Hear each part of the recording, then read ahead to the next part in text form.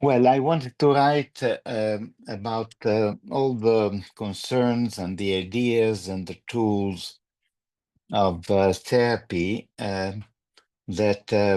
beginners, but also old-timers, continuously meet in their work.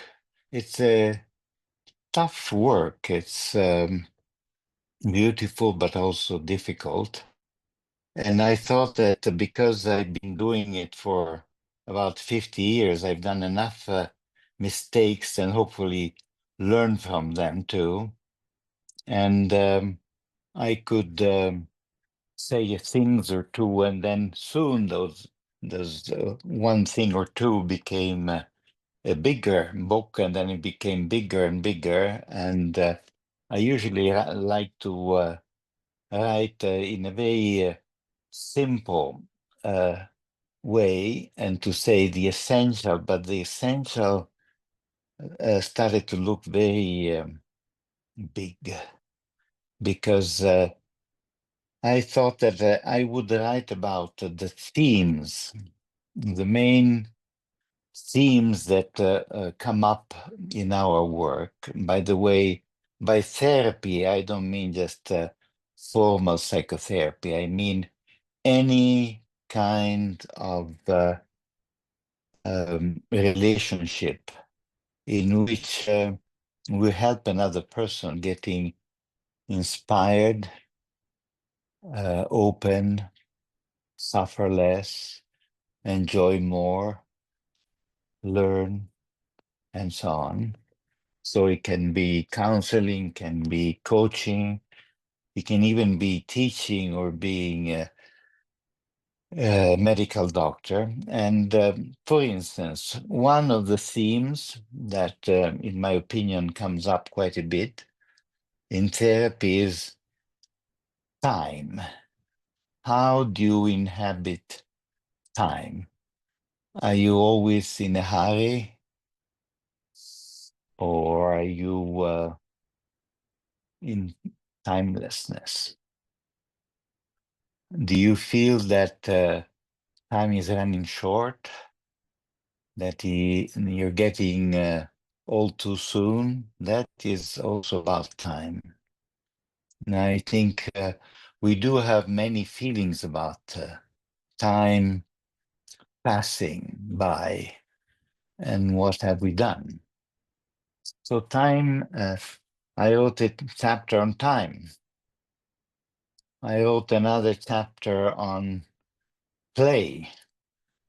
Do you play in your life?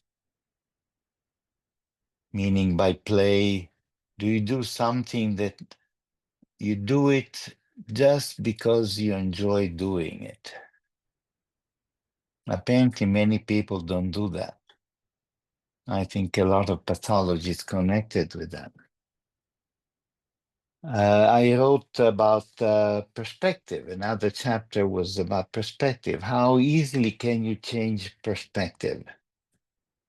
Sometimes we stick to just one way of looking at things, and it's very hard for us to take another person's perspective or the perspective of the higher self or the perspective of a child or the perspective of our adversary.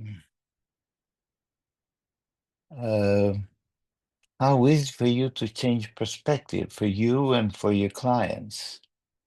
That was another chapter. How about death? Death is scary. According to some people, everything we do is just pretending not to think about death because death is always present. So, how do we relate to the thought of death, of disappearing from this world?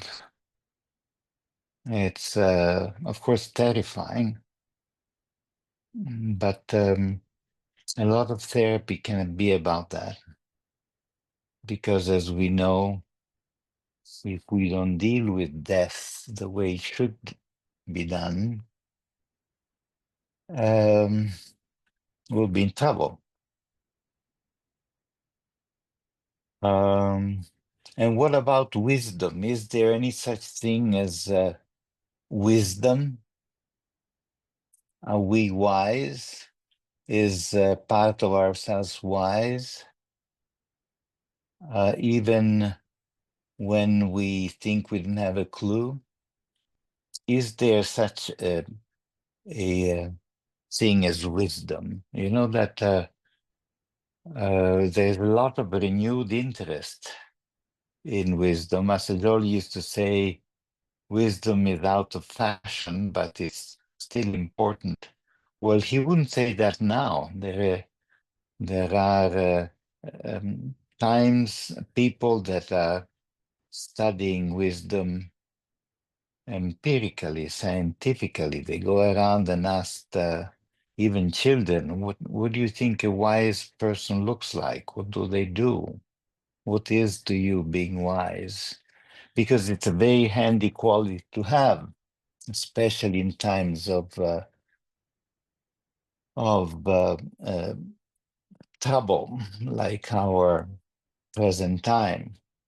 And what about the shadow?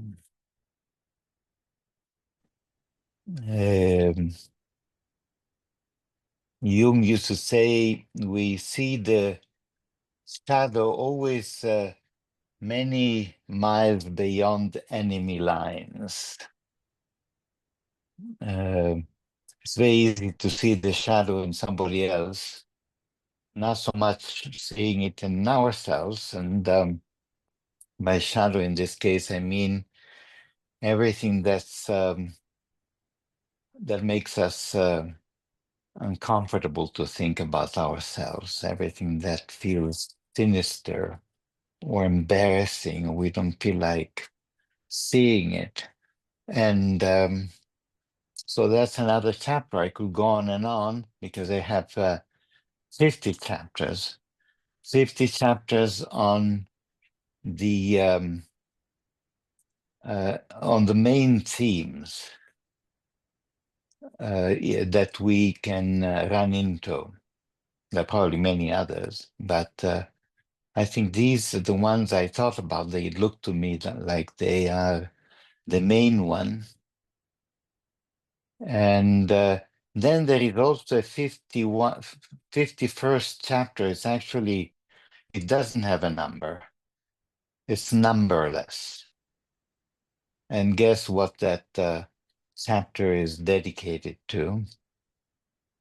It's dedicated to the self, because the self doesn't have any number. It could be before chapter 1 or after chapter 50. It's timeless, numberless. And basically, I'll just say a few more words, not much, but basically, I wanted to connect psychosynthesis, all these the psychosynthesis themes. I wanted to connect them to contemporary culture and scientific discoveries. The funny and perhaps embarrassing things is that Assagioli said many things, many important things, many important themes: the will, the importance of beauty, spiritual qualities,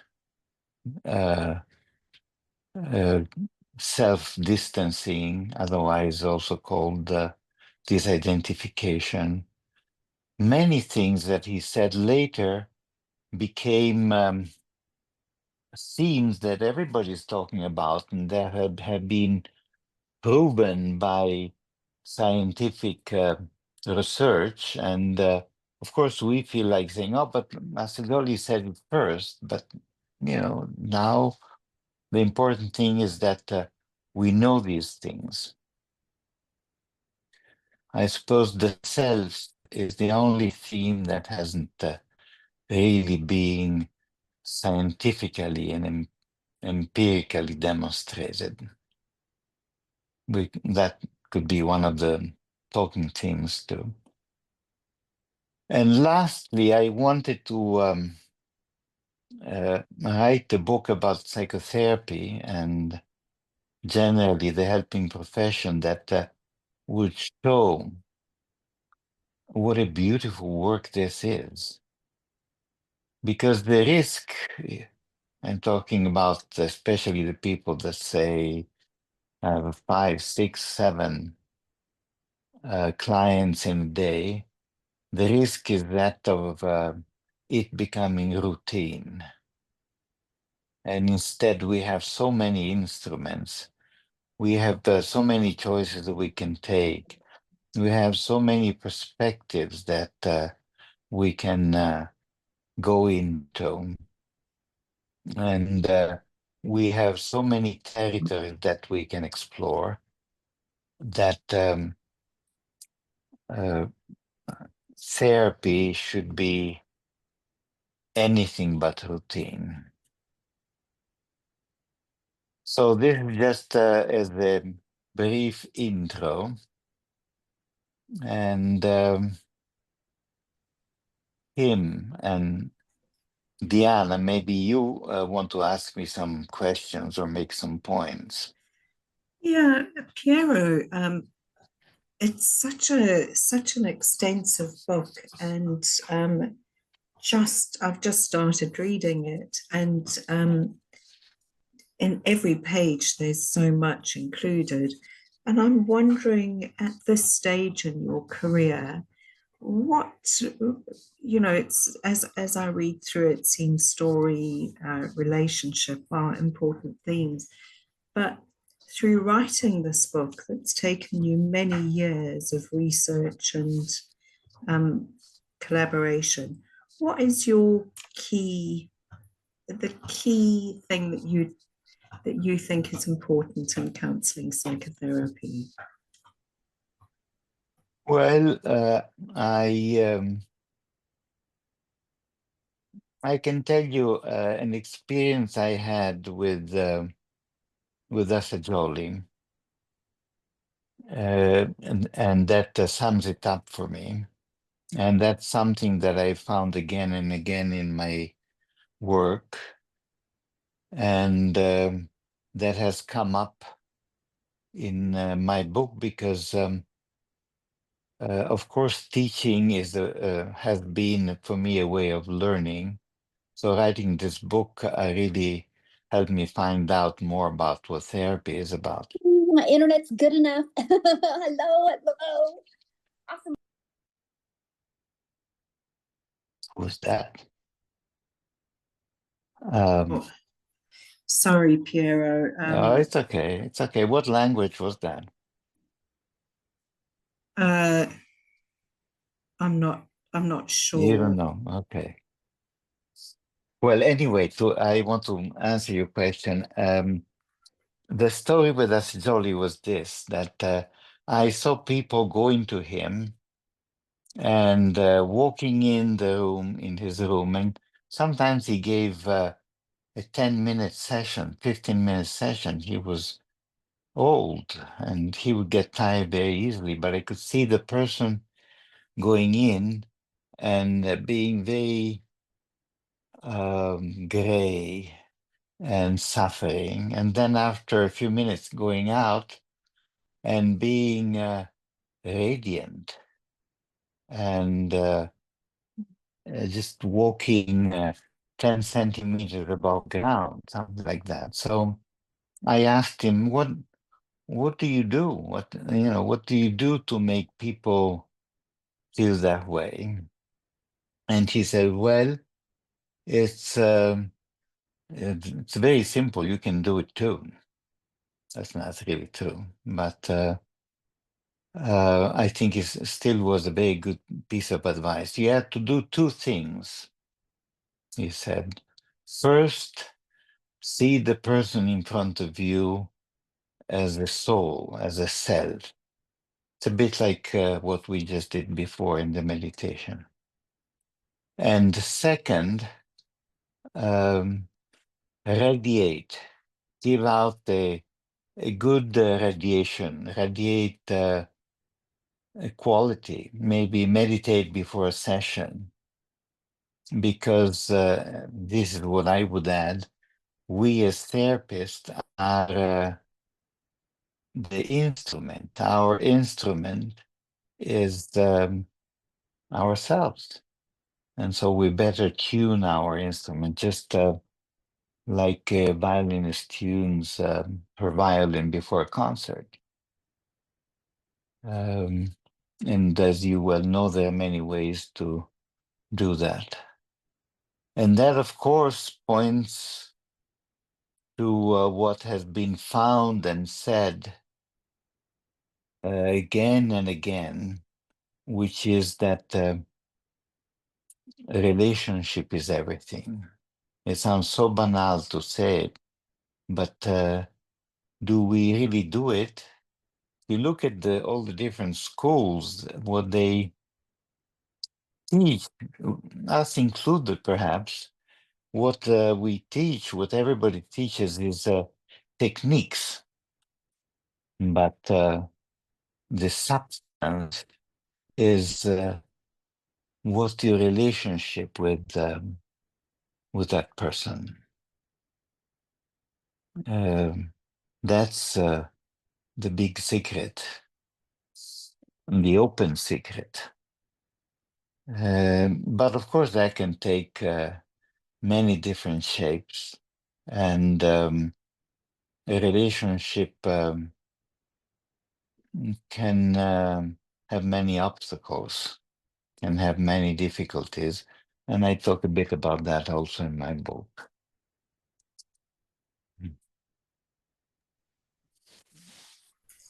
So the power of relationship is what Asajoli, and what you're saying is the transformative part of therapy.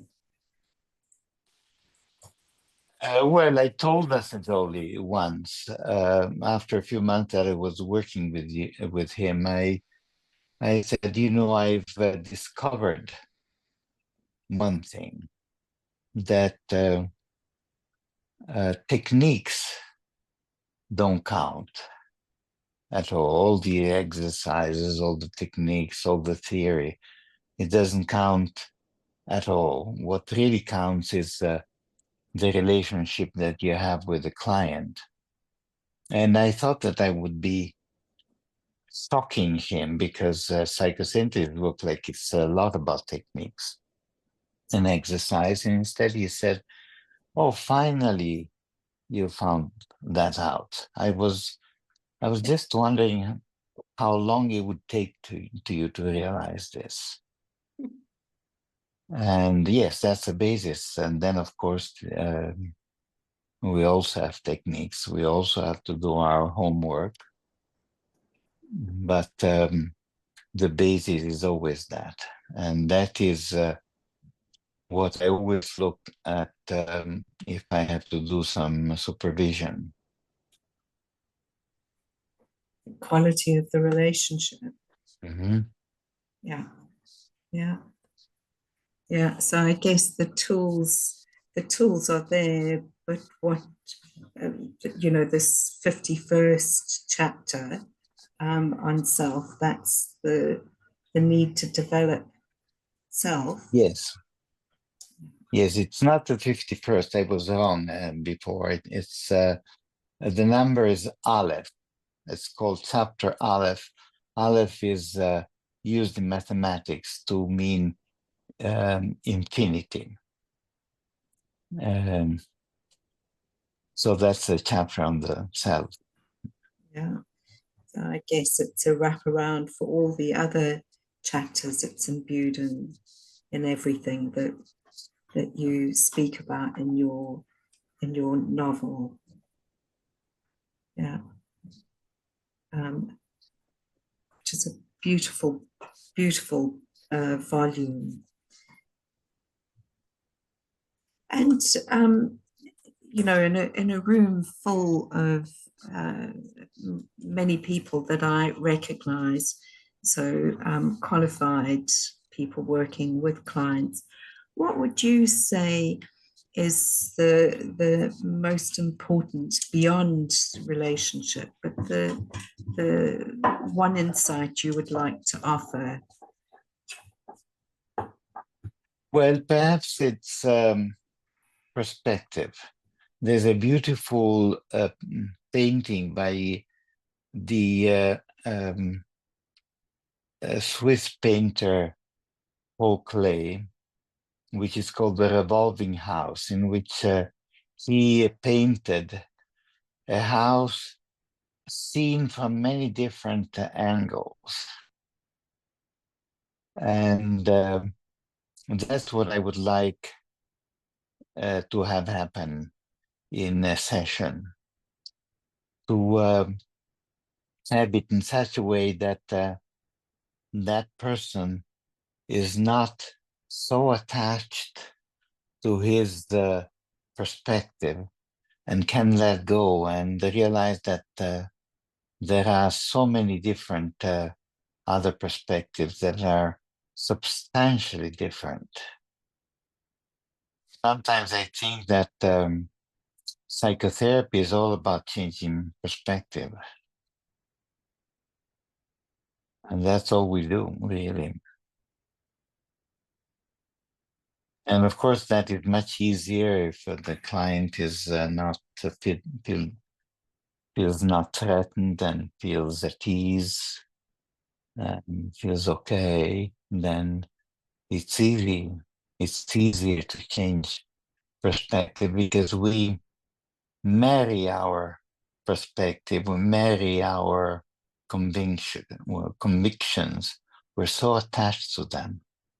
We don't want to let go. Luckily, we can disidentify from our convictions, even from our most cherished ideas.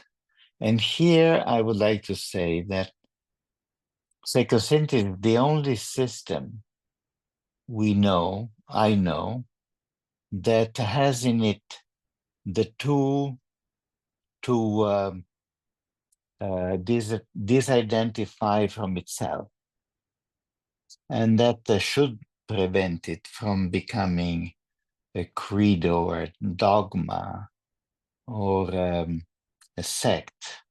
That I can think I have my psychosynthesis ideas to which I'm quite attached. I believe that they're very true, but I'm not those ideas, and I can pull myself from my bootstraps and detach from those ideas as well, and perhaps marry other ideas. That's quite exciting, isn't it? The idea that, you know, even within our frame, our worldview, our framing of psychosynthesis, to disidentify is to be of service. From our model is to be of service to the client. Yes, to the client and to ourselves.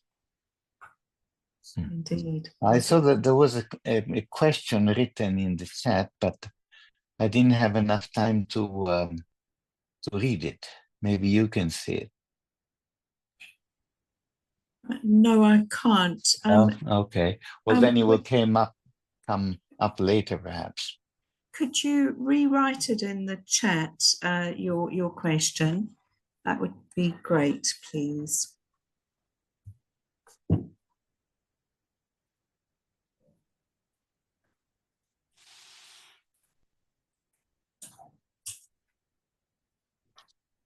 Cats are a funny thing because I always find it difficult to read the chat and at the same time continue to talk, and then at the end it's all finished and they have all disappeared.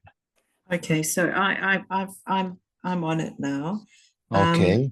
So Karen is asking, she's saying that she is curious about any chapters that felt new to you, Piero, as if writing them for the first time.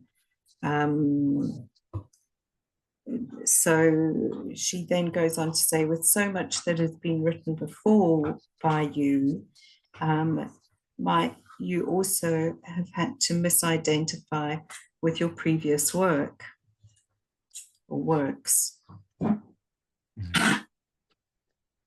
Well, that is what I'm trying to do every time I write and every time I teach. I once told Assagioli, but I don't want to go around and just tell people about your ideas.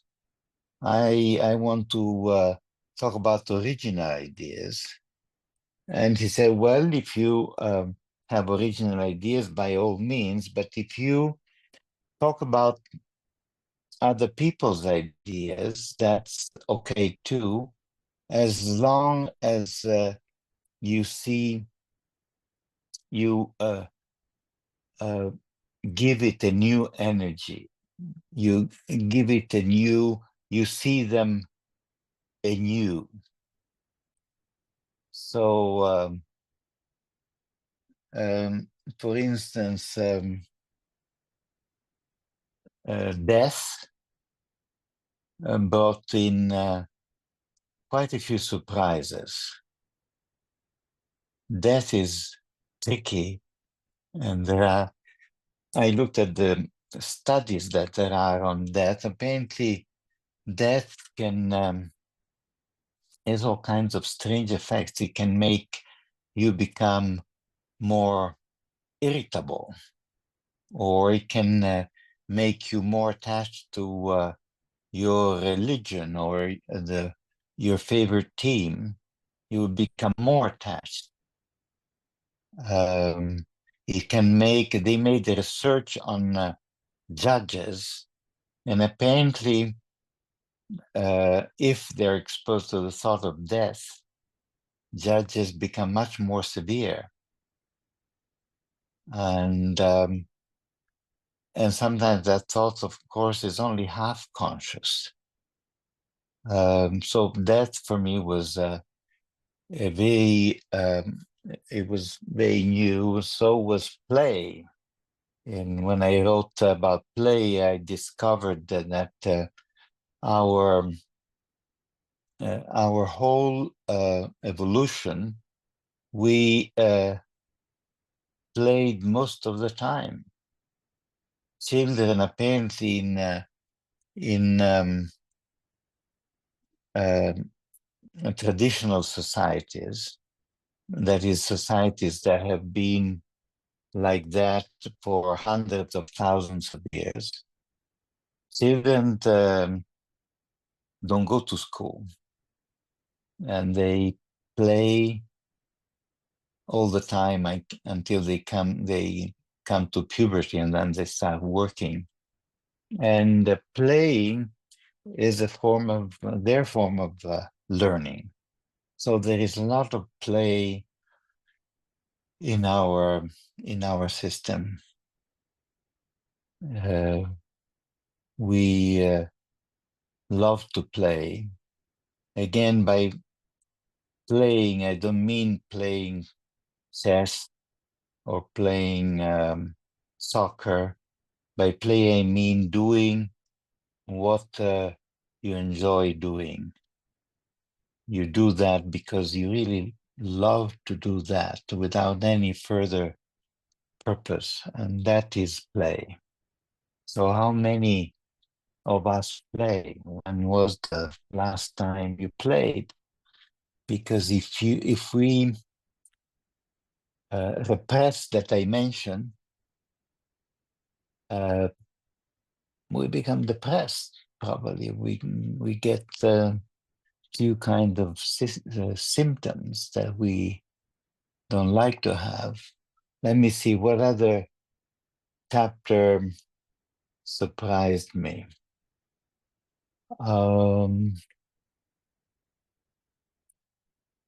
I wrote a chapter on radiation. That is, I think it's called in English, in the English translation, it's called Good Vibes, Bad Vibes. We, as I was saying before, we transmit a lot of ourselves in a session. So if we are anxious, even if we don't express it, we transmit anxiety. If we are despondent, we transmit despondency, and so on and so on. If we don't trust our client, we transmit non-trust. But how do we transmit that? Do we have an aura that surrounds us and that we transmit to other people? I personally believe that's possible. But in studying this subject, I found that there are many studies on this. And I put them in the book because they're quite interesting. That if you, for instance, if people work, this has been studied in work environment especially. If I work near an efficient person, I will become more efficient. If I work near an inefficient person, I will become more inefficient. If I walk in a room in which the people inhabiting it have been fearful and angry, even though that room is empty, I will feel that anger and that fear because they smell, and unconsciously I pick up that smell. So there's a lot of empirical scientific work on it, and I like to bring the more subtle aspects of psychotherapy in relief. I like to talk about that because a lot that happens in therapy is subtle and undeclared. I'm just, could go on and on. I would say that every chapter that I wrote was new.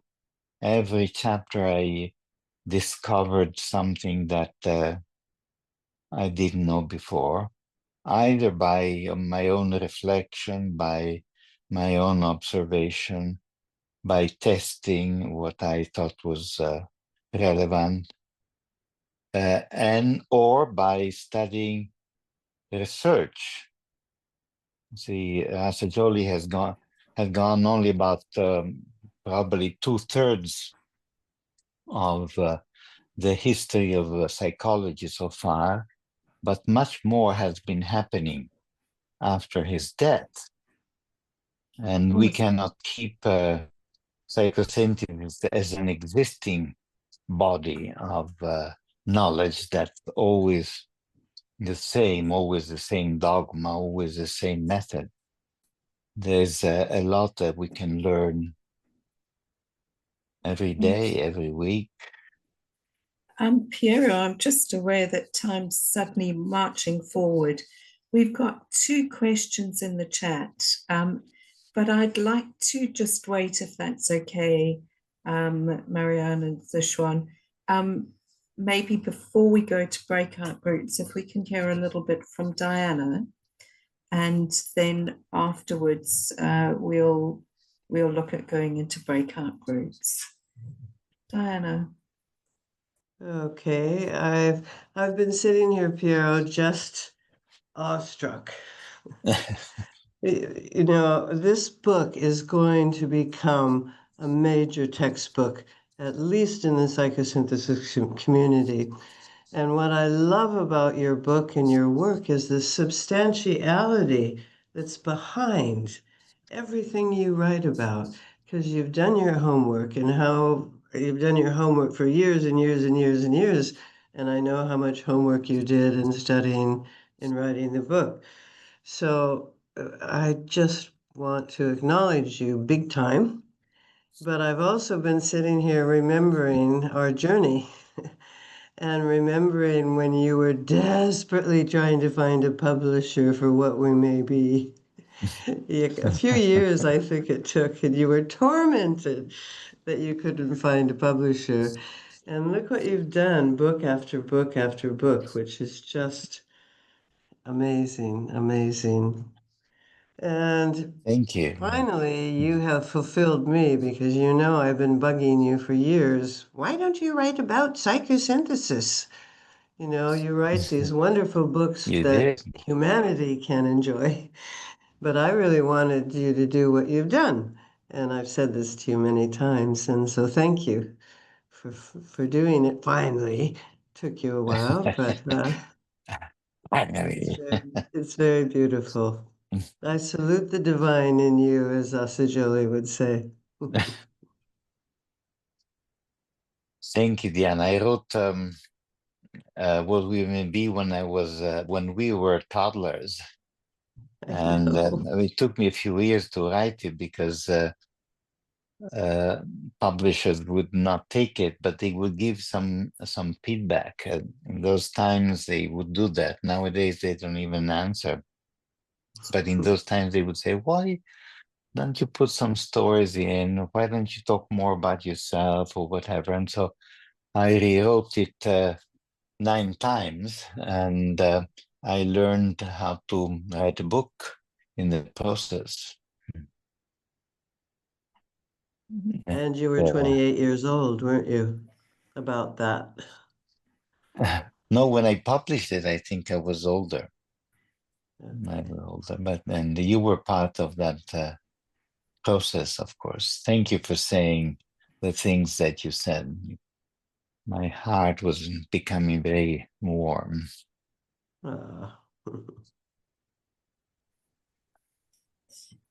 So I think it's time to go into breakout rooms. And Piero, if you'd like to add anything, of course, do share. But we're going to put you into breakout groups for 15 minutes.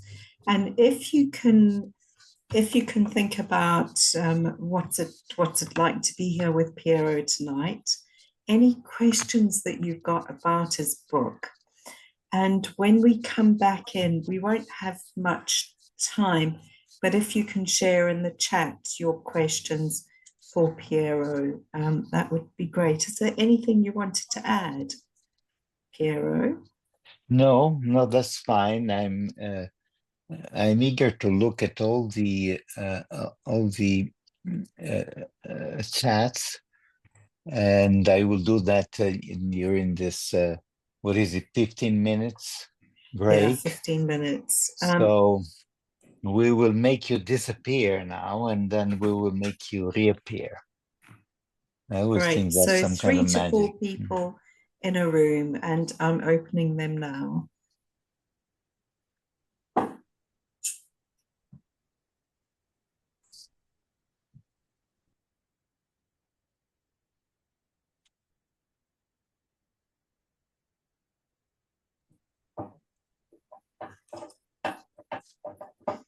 Okay, I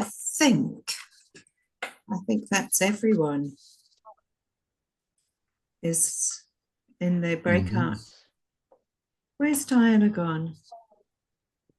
I'm She's here, there. but I can see her. I'm not in a breakout room, and I didn't want to be, so that's okay.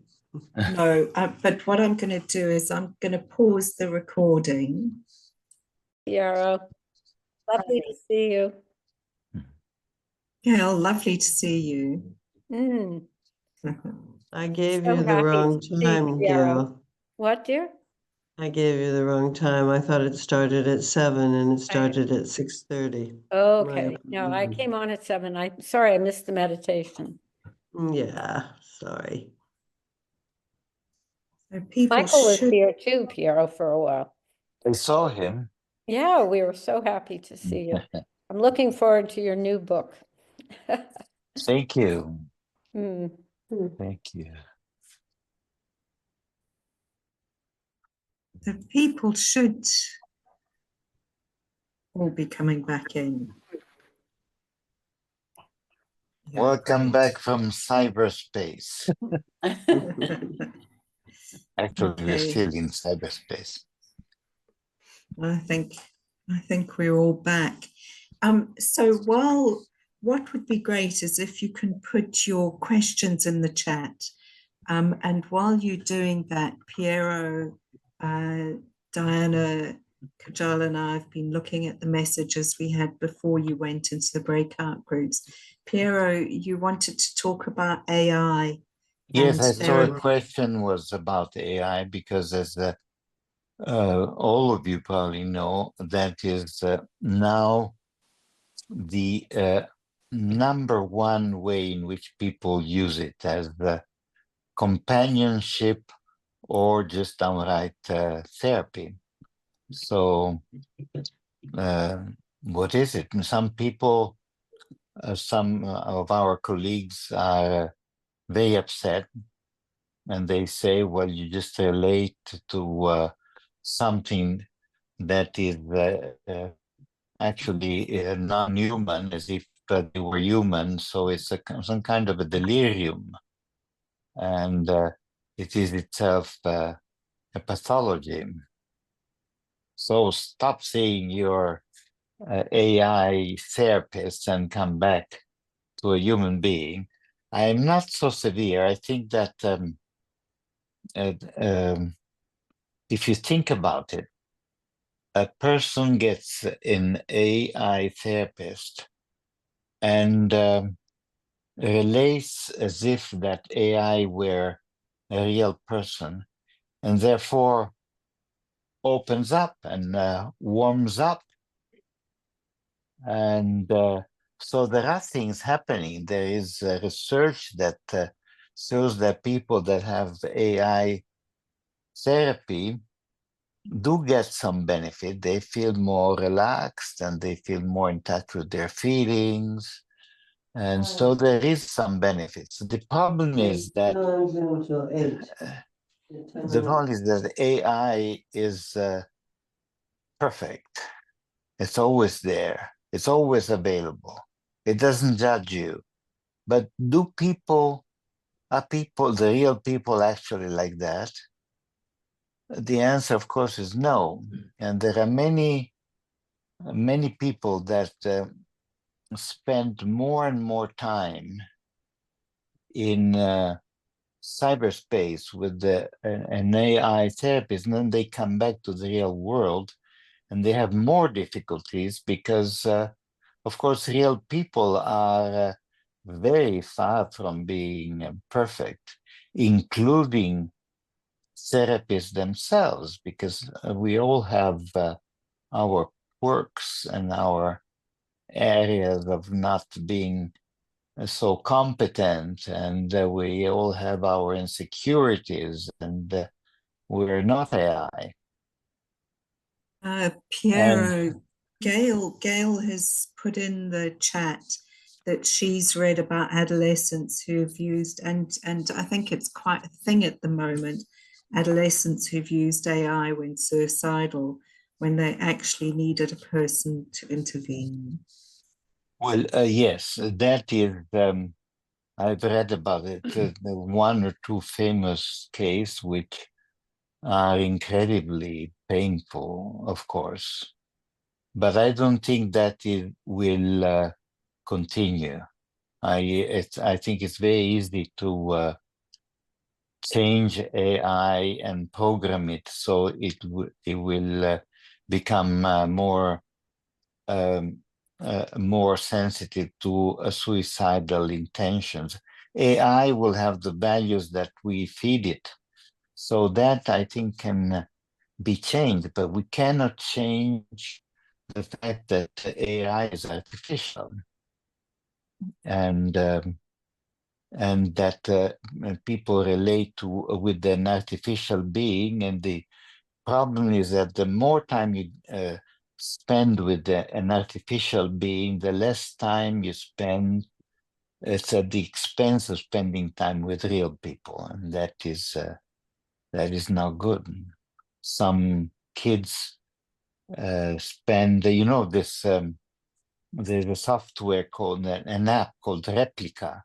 You can create a companion exactly as you want it, and if you pay a little, a bit of money, it will also give you talk about sex with you, and it will do everything you want it to do, and say everything you want him or her to be. And many very young people are hooked on this because it's so much easier than being with humans. And that, of course, is a risk.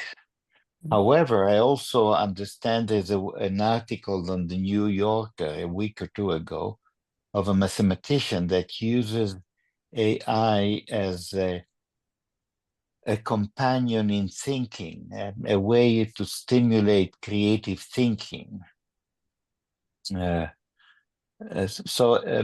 there's nothing that's completely evil, and there's nothing that's completely positive. There are some many risks in our world, but there are also very good, important benefits that we shouldn't ignore, because AI is going to go on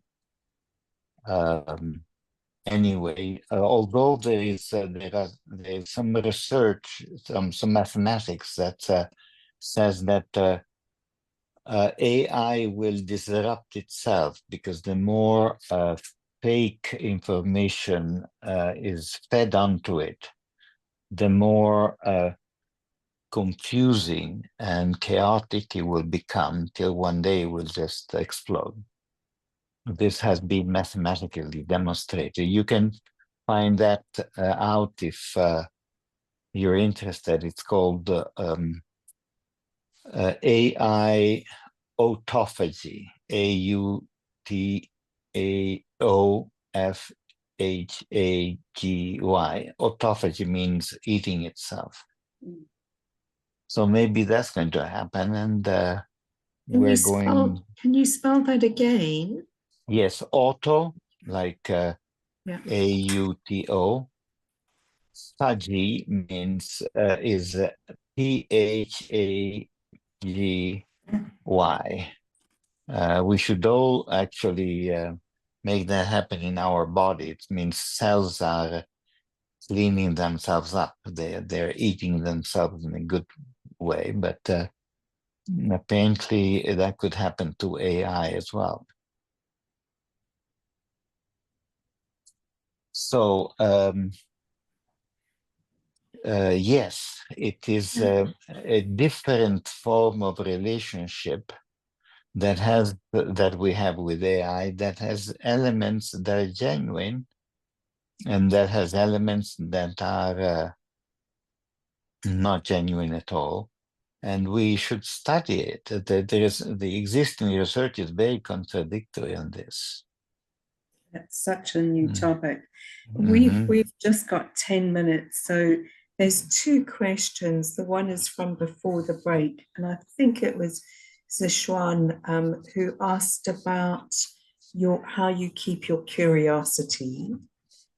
And then one other question that Gabrielle's put in. How do you maintain your curiosity over your years of being a therapist and study? I don't know. It's just there. I don't do anything to stop it. I am very curious, sometimes even too curious, but I think curiosity is a basic human need. And that's why internet exists, that you can surf, you can be interested in the whole world, you can go all over the place. And that clearly shows that curiosity is alive and well. It's important not to stop it and to, there was a book some time ago called Think Again. It's such a fantastic title. And the idea is that we should update our thinking. We should look at all our cherished convictions and then ask ourselves, shouldn't they be updated? Are they still valid? Do they still work for me? So that we don't get rigid and stale, which is always a risk. So never taking anything for granted. Maybe I kept alive my curiosity because I'm insecure and I'm never really sure about what I say, and I have to find out if it's really true. Because,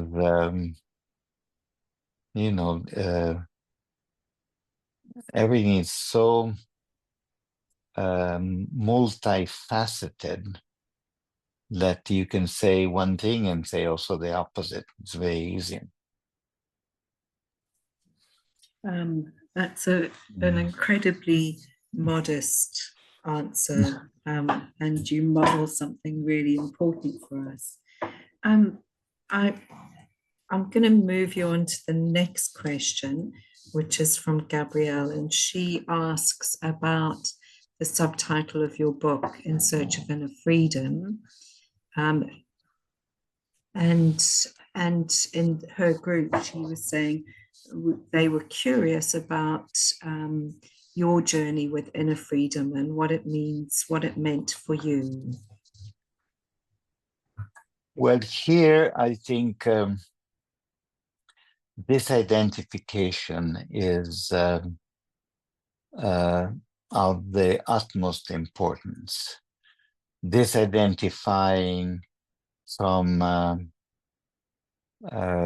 roles, disidentifying from my body and therefore from my age, and disidentifying from my own emotions and bias, which doesn't mean deny them or repress them. It's just parking them there for a little while. I can always go back to everything, but becoming again, even for a moment, a free consciousness, a consciousness that does not attach to anything, but it's just there, free floating. I find that is the basis of freedom. And I've been working on that for a long time. I'm always working on that, and it's always fresh. It's always new.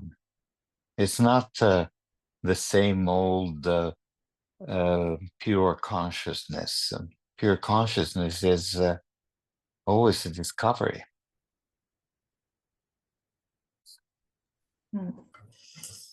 We've got 4 minutes before it closes, and my feeling is we could spend an hour on each of the chapters, but on each of the topics we've spoken to tonight.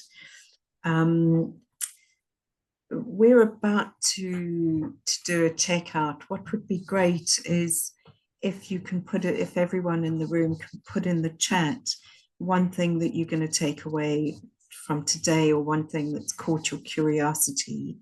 And as that chat comes through, Piero, could you tell us something, say something about how you see neuroscience can work with therapy? And I think this is a subject you've done quite a bit of research on, Piero. Yes, I know, as a premise, I would say that the psychosynthesis world is quite divided on this. There are people that can't stand science. You say the word science and they run out of the room because they associate science with the cruel and horrible aspects of science. But science is just research, is finding out, is looking into, is trying, is if it's done rightly, is one of the most honest undertaking, human undertaking.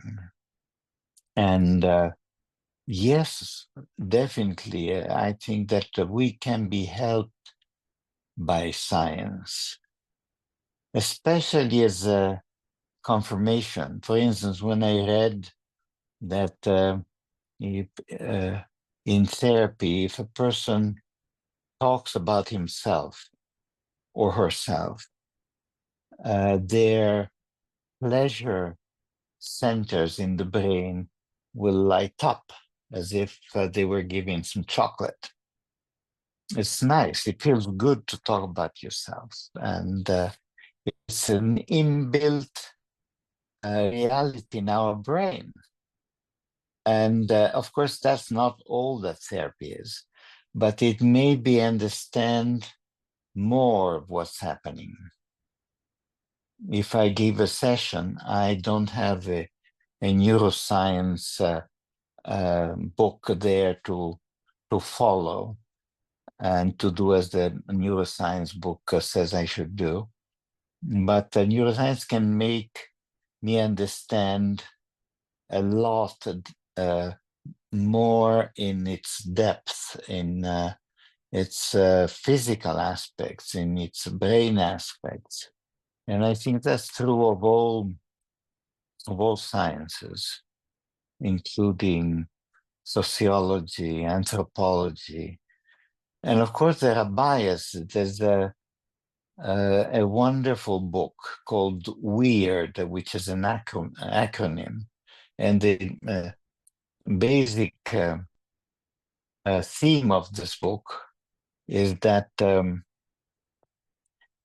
all the research that we know of psychology, or almost all, has been done on human beings, of course, but who were those human beings? They were students in American universities, and they're hardly a specimen for humanity. There are people that are very different from American students, university students. So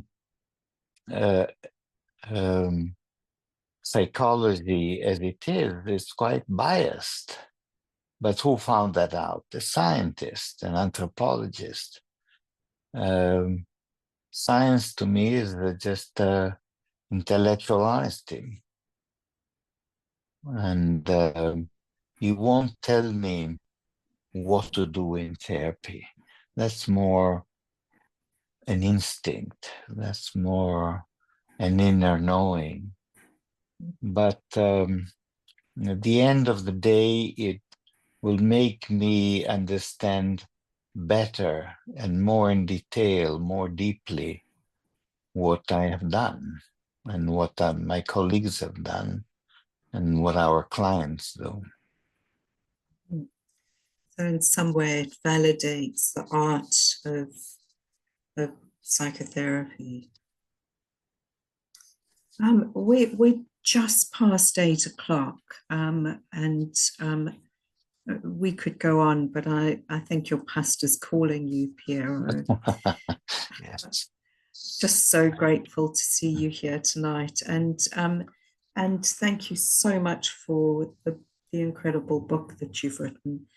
Diana, I don't know if there's if you'd like to say something as we come to close. You're on mute. Yeah. I've been reading the chats, and everyone obviously is very touched and very inspired. And there's something, I think the quality I would give to you, Piero, is authenticity. You know, you're so authentically yourself. And I know Asajoli talked a lot about humility. And there couldn't be a bigger living demonstration of humility than you. So thank you for sharing with us, and thank you for the gift that you bring to psychosynthesis. Thank you, but maybe that was a projection. We won't go there at the end of an evening. No, there's been some great comments, and sorry, Bo, we haven't had time to answer the questions that you've put in, but I know at the end of any talk, Piero will ask for the comments, so he'll certainly be reading them. I will. Yeah.